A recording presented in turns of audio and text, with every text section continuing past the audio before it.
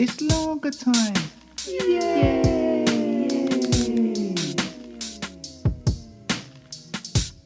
Lager time. Poems, stories, and thoughts. By me, Paul Cree. Who else?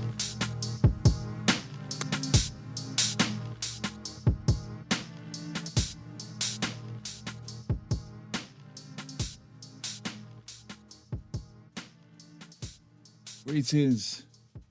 Bonjour. What's happening?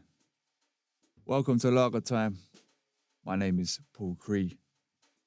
This is my podcast where I share bits of work that I'm working on. This week will be the second chapter of a short story called Way of the Kip, which I did the first part of last week. So if you're new to this, the podcast has been going for a few years now, on and off, since 2021. I think it's going to be approaching 100 episodes. I suppose that's some sort of a milestone, but I enjoy doing this. But yeah, I write poems, stories. I'm a rapper. I still do music, and I've done a lot of work in theatre. I've written a few plays and been involved in making and performing in a few theatre shows, and it's those things is how I really have been earning a living, mainly around doing workshops and stuff. Over the years, I've been told I sound like Ali G, or that I've got peanuts shoved up my nose, or that I've just smoked a massive spliff. All of which is true, except for the second one. It's not peanuts that I like putting up my nose. You know what I mean? Wasabi peas. It's that modified maize starch. Gives it notes of chaos. I'm just messing around. I don't do any of that. Okay, so what's been going on? Not a lot to report on, really. I was at Beatbox Academy last night. I've been doing more work on the play and the music for What We Do When We Can't Dance, which is the Dream Arts Rep show that's in progress at the moment. It's going to be performing in May, a London edition, the first two parts of the show up in a theatre in Golders Green, which I forget the name of. And then also I've been able to do a little bit more work on more 64s of Boredom, which is the rap EP that I've been working on or trying to work on. Admittedly not done a great deal in the last couple of months. But it's a 5-track EP. If you listen back to the episodes from December onwards, for that 5-week period, I did a track each week. Just trying to mix it all really, and we've got to re-record some of the vocals, but I've almost got the third track done. I roughly know what the order is going to be for that now, and I had to listen to it yesterday. It's actually all right. I'm not the greatest music producer in the world. I'm a rapper. I'm a words guy. I've had to learn how to produce, and it's not the easiest thing. It requires a lot of patience and a good deal of knowledge and good listening skills, and I've got better over the years, but I'm still somewhat of a novice. But I've been getting feedback from my brother Will, who goes under the name of Gatekeeper, as a producer from Bristol, or he's based in Bristol, and he's been giving me some mixing tips, which has been really useful, and things like saturation. But anyway, that's about it on the update. Not a lot else to say, to be honest. So I'm going to do the second chapter of Way of the Kip. So last week, the character Reece Shaughnessy, he's probably late 20s in this, working in a dole office job in London. He's originally from a place called Newtown, but he's moved up to London. He's got a job up there. And he's struggling with sleep. He doesn't sleep very well. And in the first chapter, he's in work, he's feeling very tired, and they're in some training about bias or unconscious bias. So we've just had the introductory part of the training where everyone's introduced themselves, and it's mostly his colleagues in the room and a training person called Monique. And a girl from accounts called Bianca has said that she's had a really nice sleep and feels really radiant. So Reece is curious to know how she's sleeping so well. He's very frustrated. He's also bored out of his mind already in this training session.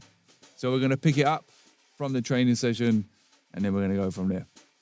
So Way of the Kip, Chapter 2. The dryness had come early. The first PowerPoint slide had 9 bullet points and only one picture. Some generic stock photo of a young East Asian looking guy in a white shirt, sat in a chair in an office, being spoke to by an older white guy, arms crossed, stood up, wearing a suit, no tie, top button undone. No sound or animation effects on the slides. What a waste. So what do you see when you see this picture? Let's discuss. My mind had become fixated on this sleep conundrum. The mug-off from Priya, the tiredness, Bianca's radiance, Diane's bum, boring Keith clapping. It was all related somehow. I was twiddling the biro in my hand, slumped in my chair. Had the thought that if I was to take the actual pen bit out from inside the plastic casing, then stick the casing in my mouth like a blow dart, with the other end in Bianca's ear, I could siphon out some of her sleep powers. Short-term fix though, I'd probably end up sucking out 4, maybe 5 of her 6 brain cells. Then I'd be stuck in some endless loop of reality TV gossip and a montage of dull holiday photos. The older man is probably using the stereotype of Asians being good with computers to get his computer to work because he's old and probably a bit racist and doesn't know how to get on the internet. Okay, thanks, Shaz, is it? Yep, okay. That's certainly a racial stereotype that many people of East Asian descent have to suffer with. Don't forget Kung Fu and that. That's a stereotype those lot have to face as well. Thank you. Pete? Pete, yeah. Okay, thanks, Pete. So what else do we see? Pete was trying. I had to chuckle. Priya gave me the side eye and I heard Shaz tut, probably thinking I was laughing with Pete. That annoyed me a bit. Shaz could be like that, very judgmental. She once accused me of spilling a load of coffee in the kitchen. I don't drink coffee. But then something awakened in me, this urge to speak. I had to get it out there and then. Wait, what about the old guy though? I asked. What do you mean, Reece? Explain for us. Well, Shaz there has mentioned the possible stereotyping of the young man, presumably of East Asian descent, being good with computers. Fair enough. But what about Shaz's stereotype of old people not knowing how to use technology? You never know, the old boy might be a tech whiz. Maybe he's the IT guy and the other guy is asking for his help. Shaz was screwing me. Bianca was backing her up. What? I thought it was a good point. Maybe I'd just uncovered Shaz's bias. Have that, Shaz. You can't fight bigotry with bigotry.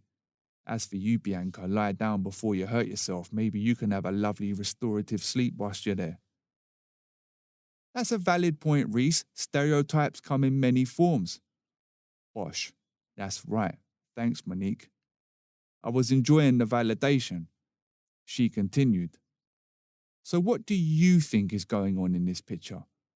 Tell us what you think, Reece. Silence. Shaz raised an eyebrow. Bianca smirked. Boring Keith placed his pen on the desk and smirked. Pete was miming a shovel digging into the ground, while smirking. Priya was writing something but shook her head. Everyone else was just looking at me, smirking. I don't know. It could be anything. Maybe the guy sat down like owed the other guy a tenner, and now the old boy is calling it in. But the other guy's like, oh, I'll pay you next week, bruv. But the old guy's not having it because he already owed money from when they went on a bender the week before. But that night, the old boy got a bit leery with the bouncers outside the club. He'd had a bit too much of the marching powder, so the guy sitting down had to intervene and maybe got slapped a bit. So then they both got banned from the club because the old boy was giving it the big one, but the guy sitting down is annoyed because he was moving to this girl in there and he really liked and like, Reece, stop it, you're being insensitive. This is a serious discussion.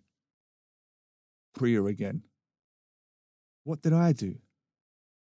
But it could be anything though. That's my point, I said. Just shut up, Reece. Shaz intervenes. But I was... That told me then. Shaz, 1-1. I give her that. Monique came to my rescue and then threw me under the bus. Created an unnecessary problem, then solved it. She should be a politician. Monique for PM. The Essential Skills Party. The ESP. Okay, thanks, Reece. Yes, you're right. It really could be anything, but not everyone is going to instantly think along the lines of what you just said, as you've had time to think about it. No, I didn't. I made it up on the spot, which I didn't say.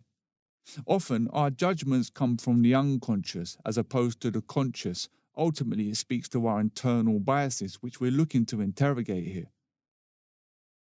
The unconscious, like unconsciousness. Isn't that a deep state of sleep? Why is she teasing me like this? I could do with some of that right now. What does that make me? Biased? Bigoted? Monique continued. But it's interesting that you made the East Asian man, the one that owed the money in this scenario, to the older white man. What do you think that says, Reece? She must think I like it under the bus. Where's my greasy overalls?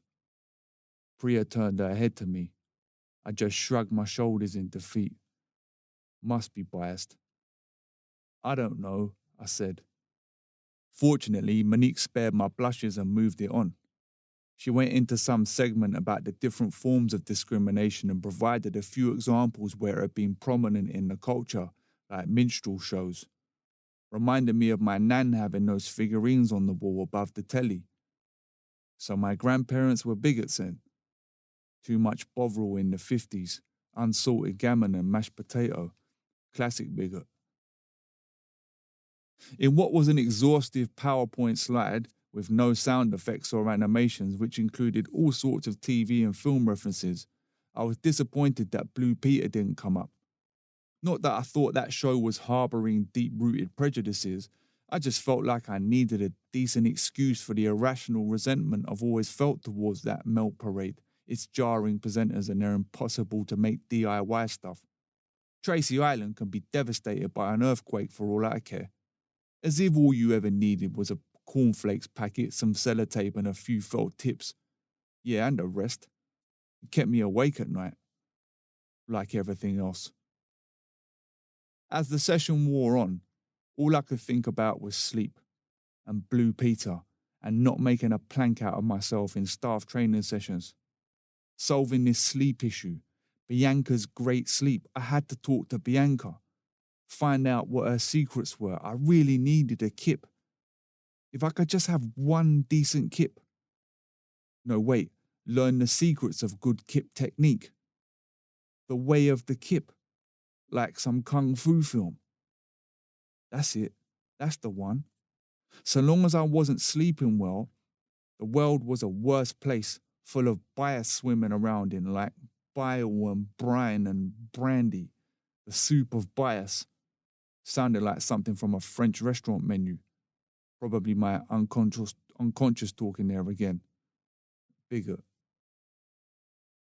During the last part of the training, we all had to go around and say one thing that we were going to take away with us. Most people said more or less the same thing, being more conscious of the unconscious biases that possibly allegedly affected their decisions. Guaranteed Pete would have a whole new batch of sexist jokes come Friday. Bianca said she'd be examining her thinking from now on. I was curious to know how her bigoted subconscious affected her choice of yogurt or which dull sun destination she should go on holiday to. I gave it a bit of thought and concurred. Yeah, it's given me lots to think about, I said. like how to get a decent kip. I should have said I'd sleep on it. Missed opportunity. To be fair, there probably was something in it all. We're all a bit bigoted or have our biases, I guess. I still thought I was right to wave that throw in Gary's game. That football pitch was a good 15-minute bop from my gaff, and it was raining. Back at my desk, I decided that I had to resolve this sleep issue. There had to be some magic formula out there that I wasn't aware of. I made it my mission to find some sort of cure that would lead me to sleep enlightenment, or at least a decent 8 hours. In my mind, this was starting to play out like some kung fu adventure film where a warrior has to go on this quest to find some source of ancient kung fu wisdom, kip wisdom, so they can learn from the kung fu kip master. A shadowy, wise figure has to point them on the quest though. The way of the kip. Suddenly, the picture of the East Asian guy from the training session popped into my head. I even heard the sound of a gong type thing. Boom. Wait, was that my bias talking? Why did the stock photo of the East Asian guy pop in my head? Am I stereotyping? Am I a bigot? Whatever. My first task was to speak to Bianca, my kung fu kip master, find out what she was on. Bianca could lead me to sleep nirvana. So for the next hour or so, I kept an eye on the kitchen and bided my time. Chapter 2, Way of the Kip. Let me know what you think, if you think anything at all. But yeah, that's it for this week. That's me done. I'll try and get the next part ready for next week. Hope you all have a wonderful weekend. Peas and taters. Paul. It's longer time. Yay!